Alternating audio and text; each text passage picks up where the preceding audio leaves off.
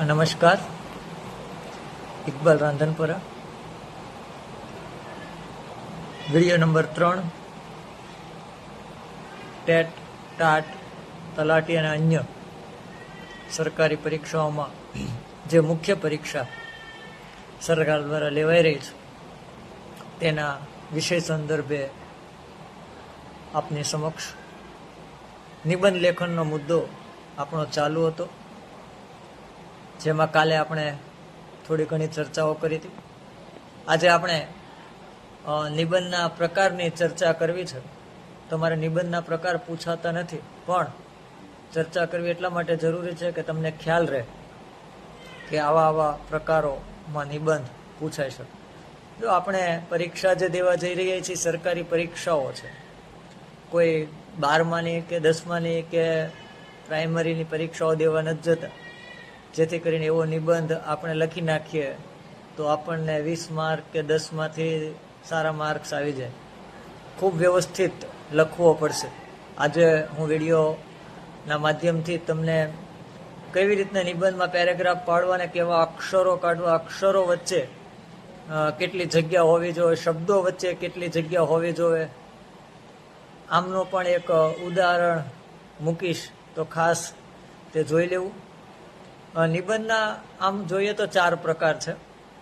વર્ણનાત્મક નિબંધ પૂછાય છે, એટલે કે એની અંદર કોઈ પણ ઘટના, કોઈ પણ વસ્તુ, કોઈ સ્થાન, કોઈ યાત્રા, આની વિશે વિગતે ચર્ચા કરવાની. વિચારાત્મક નિબંધ પૂછાય છે, પ્રકાર 2 છે, જેની અંદર કોઈ સમસ્યા હોય, દેશની સમસ્યા હોય, કોઈ પણ સમસ્યા, સામાજિક સમસ્યા હોય, રાજનૈતિક હોય, વ્યક્તિગત હોય, તેની ચર્ચા હોય છે. ત્રીજો પ્રકાર છે ભાવનાત્મક નિબંધ, જેમાં ખાસ કરીને ભાવનાઓ, આપણી લાગણીઓ, આપણા મનના ભાવો એને ઊંડાણપૂર્વક વ્યક્ત કરવાના હોય છે. અને છેલ્લો અને ચોથો પ્રકાર હોય છે વર્તમાન પ્રવાહ. પણ વર્તમાન પ્રવાહની અંદર આગળ જે આપણે 3 પ્રકાર જોયા તેમાંથી જ તેને આધારિત જ કોઈ પ્રકાર પૂછાતો હોય છે. આ નિબંધના પ્રકાર છે. તો આવા વિષયો તમને જ્યારે પરીક્ષાની અંદર પૂછાય ત્યારે ખૂબ ઊંડાણપૂર્વકનું વાંચન જો હોય તો જ આપણે નિબંધ ખૂબ સારી રીતે લખી શકીએ, અને તો જ આપણને સારા માર્ક્સ આવે. કારણ કે સરકારી પરીક્ષાની અંદર 1 માર્ક પણ ખૂબ જ મહત્વનો હોય છે, જે તમને અને મને, એટલે 1 માર્કનું પણ ખૂબ મહત્વ હોય છે. કારણ કે સરકારી નોકરી મેળવવું બધાનું સ્વપ્ન હોય છે. એવું નથી હોતું કે સરકારી નોકરી હોય તો જીવન ચાલે, પણ એક સ્વપ્ન ચોક્કસ હોય છે. એટલે મારા અનુભવ મુજબ મેં ટાટની પરીક્ષા પાસ કરી, ઘણા બધાએ પાસ કરી, પણ મેં મારા અનુભવ મુજબ રોજે એક નિબંધ જોઈને પણ લખ્યો હતો.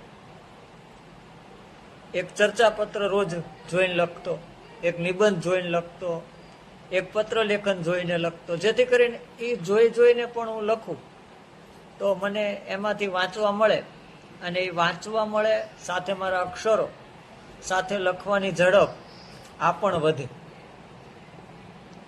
એટલે એનો મને ખૂબ જ ફાયદો થયેલો, જેથી કરીને મેં ટાટની અંદર 147 માર્ક મેળવેલા. એટલે ખૂબ જ લખવું પડે તો જ માર્ક્સ લેખિત પરીક્ષાની અંદર આવે. એટલે ખાસ મિત્રો જે તૈયારી કરે છે એમની માટે ખૂબ સુવર્ણ તક આવી રહી છે કે અત્યારથી રોજ ઘરે બેસી 2 કલાક કે કલાક કે 3 કલાક જે પણ તમે ફાળવી શકો તમારા જીવન માટે ફાળવજો, પણ રોજ લખજો. રોજ કંઈક ને કંઈક નિબંધનો ટોપિક લેવો, અથવા તો કોઈ પત્ર લેખનનો ટોપિક લેવો, અહેવાલ લેખનનો ટોપિક લેવો, કોઈ પણ વસ્તુ રોજ લખવી.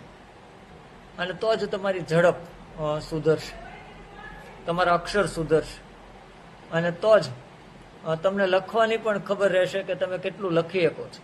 એટલે ઘડિયાળમાં જોઈને પણ ખાસ ટાઈમિંગ સેટ કરવો, અને તો જ આપણે આ સિદ્ધિ મેળવી શકશું. એટલે નિબંધની અંદરની ચર્ચા આપણે અહીં પૂરી થાય છે આજે.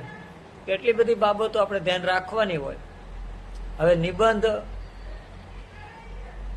લખવો એ તમારે લખવાનો છે, એટલે ખાસ જે બાબતોનું તમને માર્ગદર્શન આપ્યું છે તેની ઉપર થોડી ઘણી બાબતો આપ વિચારજો અને એનો ઉપયોગ કરજો, તો ચોક્કસ એકાદ માર્કનો ફેરફાર થશે.